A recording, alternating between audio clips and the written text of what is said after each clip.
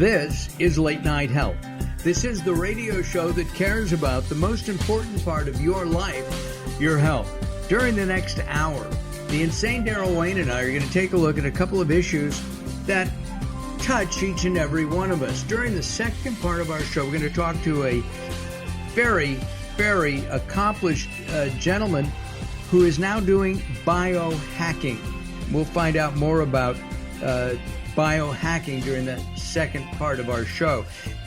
Now, we're going to go to Baltimore, Maryland. We're going to spend some time with author Allan Sidley. He's a comedian. He's got a new book out called Daddy Issues.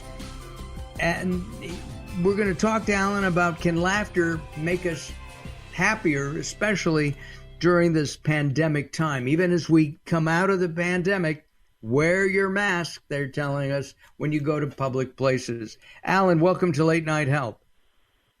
Hey, thanks for having me. Happy to be on. Have you always been a funny kind of a guy?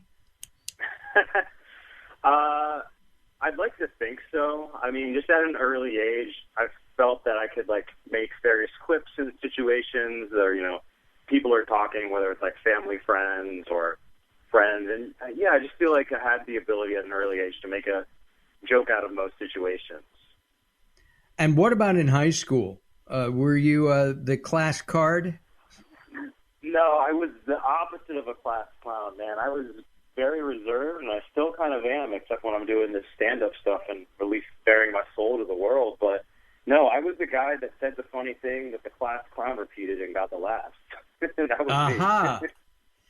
I see. Both Daryl and I lost our dads early, but not as early as you. I mean, you never knew your dad. You were 9 months old when he passed away. How do you think that's affected your life? I mean, I think growing up without a dad since he passed away, it just really shaped me into who I am, right? It's not something at this point in my life that I consciously think about all the time, but, there was the void of having a stability, a super extra stable and loving home, because I was missing, half of the equation there. I do think I got to inherit a lot of his qualities, like my entrepreneurial spirit and some of my madness when it comes to thinking about these kinds of things. But, overall, it does shape you as a person, just not having that kind of parental guidance and that, typical family home that, hopefully most people have. But your mom must be a special person. Oh, yes. No, my mom, loving, super supportive, kind, she was great. And I think we always talk about the best thing she did was, kind of expending my energy in some of this, negativity growing up, where she enrolled me in a lot of sports early on. I was playing everything: baseball, football, soccer, basketball. And I feel like that's where, kind of early on I got to have some of that camaraderie with other, guys, kids, whatever, and sort of see occasional, I always feel like father figure is a slippery term. It's like I didn't have that, right? There was nobody who could replace that void, but there were people who were men that I got to at least look up to and, experience that. Well, when you're 6 years old and you're playing soccer, you have to look up at the coaches. You have no choice. Yeah. Right? You said that you didn't really have a father figure. Did anybody try to step in to fill that void at any time? A coach, a teacher, clergy?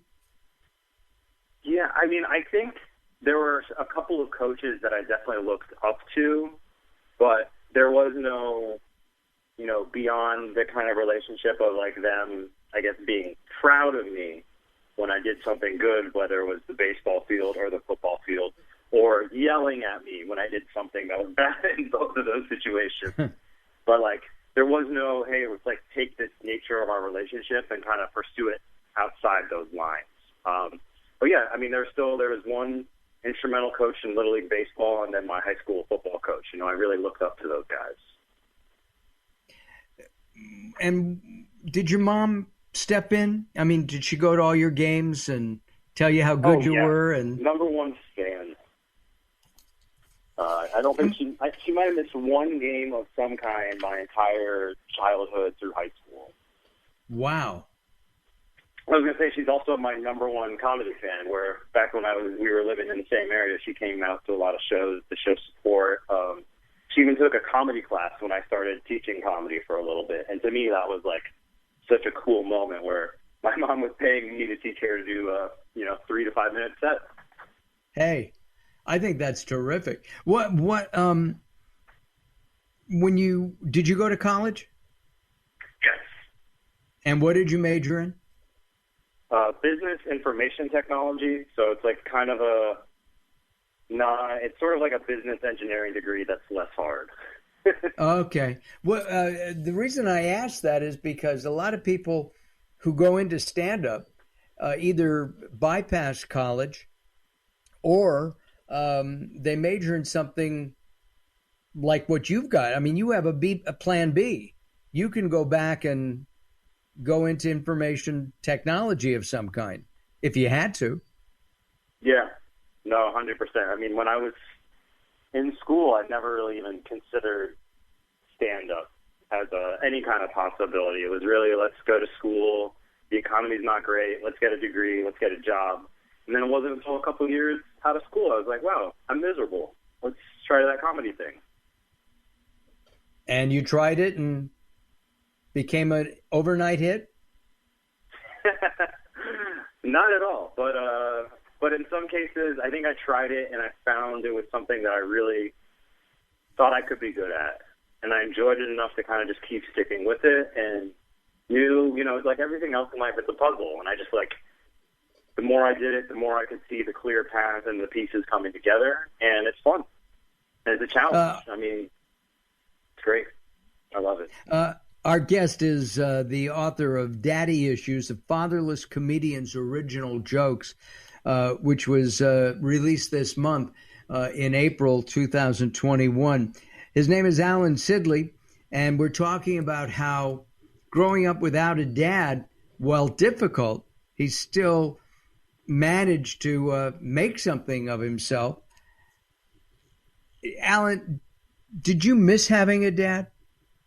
Oh, yeah, man. I mean, it's one of those things where I kind of blocked that part out of my childhood, and then kind of when these issues of not really enjoying my life when I was in the corporate world was like me sort of recognizing and processing and going to some therapy and really just like dealing with, not having a dad or having a dad and then having them be deceased. Yeah. We're coming up to the clock, and we're going to take some time, do some business, and we'll come back with Allan in just a couple of moments. I'm going to put you on the spot. Can you tell us a quick 30-second joke? A quick 30-second joke? I can do you even better. So you got to remember what the types of jokes are on these books, but let me see right here. I stayed home today binge watching horror movies. My favorite one was Pretty Woman.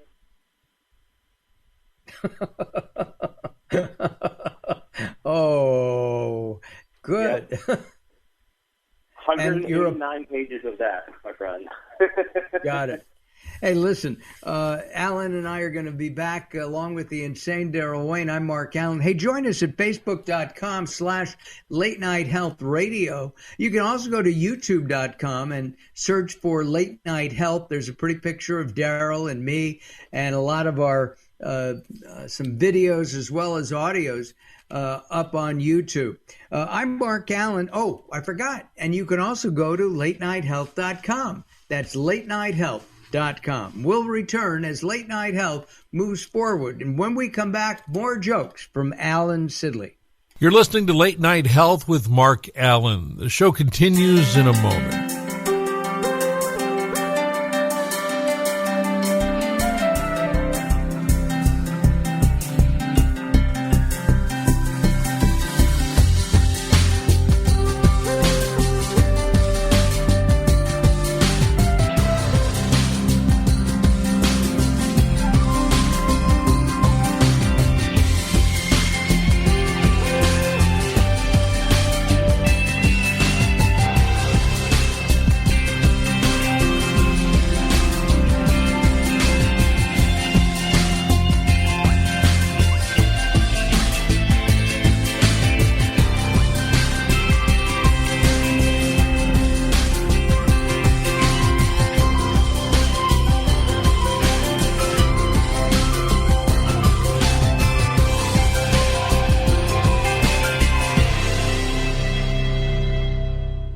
Recently, I met Jacqueline from Bright here in Los Angeles. She gave me a hearing exam and then showed me how to hear again with the new Signia Pure Series hearing aids, and she can give you your life back too.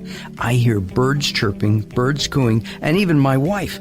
They easily connect to my smartphone. The Signia hearing aids are amazing, and with the charge and go, I don't have to fiddle with batteries and hear all day long. Not hearing is frustrating for you and your family. I know you don't have a problem, but trust me, call Bright Here now for a free hearing exam, a $125 value, yours free, just for making an appointment now. There are offices throughout the Los Angeles area. Call Bright Here now at 323-424-7100. That's 323-424-7100 for a free hearing exam. There's no obligation. Call now, 323-424-7100, or visit them on the web at brighthere.com.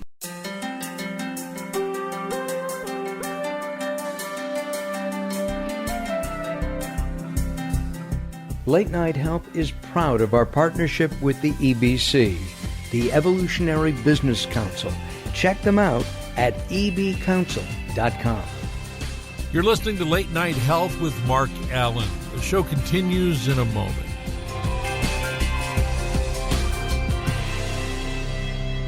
If you're listening to Late Night Health right now, you're part of the growing target of baby boomers we're serving. Hi, I'm Daryl Wayne, producer of Late Night Health, inviting you to join the Late Night Health family. If you have any business targeting the growing boomer market, Late Night Health is the ideal advertising vehicle for you. From vitamins to insurance, alternative health to Western-style medicine, Late Night Health caters to the growing population of those over 40 years old. This vibrant demographic has expendable income to fight aging, purchase travel, take care of aging parents, or just have fun. Find out about the advertising opportunities with Late Night Health. Call us at 805-391-0308. That's 805-391-0308, or email us at info@latenighthealth.com. That's info@latenighthealth.com. Join Late Night Health as we empower people to take charge of their own health care.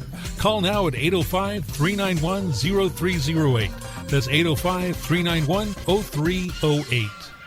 There's a lot of talk all over the internet about the remarkable benefits of Carbon-60, and baby boomers are especially excited about it. Greska's Carbon-60 is the premium Carbon-60, developed by an aerospace and NASA scientist. 95% of Greska's customers report positive results from this Nobel Prize-winning technology in just 4 days. Imagine more energy, better health, and more vitality. It's very bioavailable to quickly mend toxin-crippled cells. This is a super powerful antioxidant. Bob Greska is so confident that you'll love his Carbon-60, he wants to send you a bottle at 50% off the regular price. To see how life-changing this will be for you, call 720-600-6040. That's 720-600-6040. Visit c-60.com to learn more. Call 720-600-6040 now, or visit c-60.com.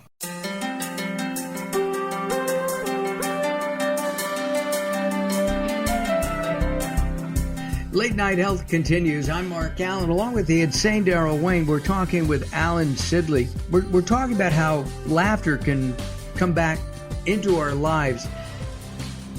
Allan has written a book called Daddy Issues, and it's a fatherless comedian's original jokes, and you should take a look at it. Allan, during our time out, I asked you if you thought that we need more laughter in our lives today due to the pandemic, the economy, the strife in the country. Should we be laughing at this stuff? Oh, 100%. I think we have to. There's so much, trauma and bad things happening to people personally, as well as you said, this country and around the world, that if we're not able to take ourselves a step out of it or a toe out of it and make some jokes and laugh at all the craziness, you're just going to be depressed all the time. Depressed and anxious 24/7. You got to laugh. The situation in D.C. in early January with the people, storming the Capitol building. When there's a tragedy like that and people dying, no matter what side of the aisle you're on, are these issues that we should be able to laugh about? It's tough. I think the best 5 comedians who make jokes like this can definitely make a joke about it and get away with it. But I do think, to contradict my point a second ago, I think if you have a bunch of people who think they're funny trying to make jokes about the situation, it's probably not going to come out well, and it's going to make people upset. And that's kind of like the two sides you have to play with, where I believe these two things, Mark. I think you should be able to joke about anything, and I think people are also entitled to respond in the way they respond, whether it's an audience or somebody looking at Twitter. I believe both of those sides, truly. I'm going to date myself probably, but Adult Swim... like Comedy Central, or are you talking like... Comedy Central and the animation programs. Sometimes I'll watch it and they'll do a joke about something, but they just, drive it, and it becomes to me unfunny. Or they'll show somebody who has diarrhea or is vomiting or even dies, and they're showing this humor. You're talking about South Park now. I'm South Park, beginning to end, right? And Family Guy, they all do this, and I don't get it. I don't find it overall humorous. I mean, somebody is puking up their guts. I don't want to be around them to start with. You need to upgrade to Bob's Donuts. I like that. Yeah, Bob's. I'll have to look at that one. What do you think, Allan? Oh, man, we're going to get in an argument here. I grew up pretty much watching South Park, and it's definitely one of my favorite shows. But I will acknowledge that there's definitely a set of jokes, especially on the physical kind of humor aspects, that are over the top and pretty damn gross. But I do think it's one of the shows that is better about picking apart and, satirizing like political issues and things that are kind of going on in the country. I don't know if you watched the vaccine special that they did, but I thought that was like a pretty great episode. Here was one full 60 minutes that could kind of talk about all the ridiculousness and how this happened and where we are now. And like, I guess I'm on the other side. And that's fine, and I don't believe in censorship of any kind. I think that people can laugh at what they want, but I just find it hard to laugh when somebody is really sick. And, on the other hand, the creative team behind South Park, they created the Book of Mormon, which is terrific, very funny. Yes. And again, it's making pointed jokes about a religion. I can hardly wait till they come out with the Book of Moses. I'm sure that they will at one point or another. Yeah, I want to be in that one. Anyway, moving on. What would you say are you an outrageous comedian? In other words, or are you a family-oriented comedian? I think I can play both sides, both rooms, right? You've got your family-friendly stuff. Now, what I do on stage and the jokes I tell and the mentality I have for both of those situations are very different, right? Family-friendly, I'm probably doing jokes that are pretty similar to the book, with like the dad joke, more puns and wordplay, and I'm obviously keeping it clean. Now, if we're getting into a room where, the audience kind of wants to hear some dirty stuff, I'll play to that and enjoy it too, and get, much more edgy. But I definitely try to cater to what the people want, to a certain degree at least. Are you going out on tour soon? Yes. So it's unofficial, but I am doing a couple of shows, actually Father's Day weekend. It's literally going to be official probably later this week, so let's hope it pans out. But at Jam and Java over in Vienna, I'll be doing like a Saturday, Sunday afternoon show because, I feel like Father's Day is like a holiday that nobody cares about. It's a weird holiday for me because it brings up a lot of bad, stuff with not having a dad. So I try to make Father's Day good for other people. And, well, any plans on being a dad yourself? And will you be a good one? Well, I think my cat would tell you I'm a pretty good dad so far. You know, it was crazy with the pandemic and everything, and kind of put those plans on hold because my wife and I are like, oh, do we want to bring children into this world in the current state as it is? And we decided to kind of hold off for a little bit, but definitely children in the near future. We're talking a couple years away. And yeah, I mean, I think I'll be a great dad. Just honestly, I'm a supportive, loving, caring person, and self-aware enough that I feel like I'll know how to handle myself to, create these children where they can get the best qualities of me and hopefully, do better than I can. We did get a note from your cat before the show who said you are supportive and a loving dad, but they would like you to upgrade to cream rather than milk. Oh, man. She does love that stuff. It just was the note I got. I just had to tell it like it is. In our remaining moment or two, Allan, can you give us a pun or a short story? I could do some jokes for you. Let me see here. Also, is this PG, PG-13, R? What am I? Yes, work with? we are family oriented because the FCC may not like us saying nasty words. All right. Here's one I like. So, my girlfriend refuses to eat white chocolate. She only eats dark chocolate and peanut butter. I think she's racist. I like that. Okay. I like that. Yeah. But Right. How about another one there? Oh, there's plenty more. I actually have my book out in front of me, so I'm trying to find the ones that are appropriate. Wait, you're supposed to memorize all of these. Oh, here's one. It feels pretty simple, but my stepdad walks all over me. My stepdad walks all... Oh. Well, with that, I think we're just about done. Allan, on a dud. there should be a drum roll in there someplace. With Allan Sidley, we've been talking with Allan Sidley. His book is called Daddy Issues: A Fatherless Comedian's Original Jokes, and it's available wherever fine books are available. Allan, thank you very much. Look forward to having you come out to the West Coast and doing shows out here. Awesome, Mark. Well, thanks again so much for having me, and yeah, look forward to what's in store for the future. Stay well, all right? Got it. Thank you. You too. Hold on a second. I'm Mark Alyn. This is Late Night Health. Join us at latenighthealth.com, latenighthealth.com. Late Night Health continues. Don't go away. More coming up.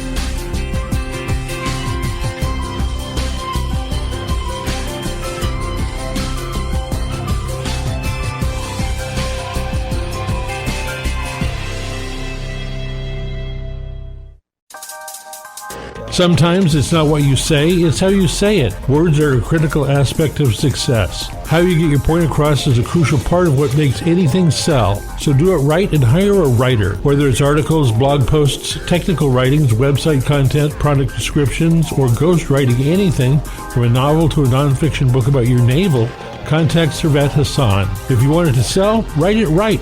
Email Servet at servet@servethassan.com.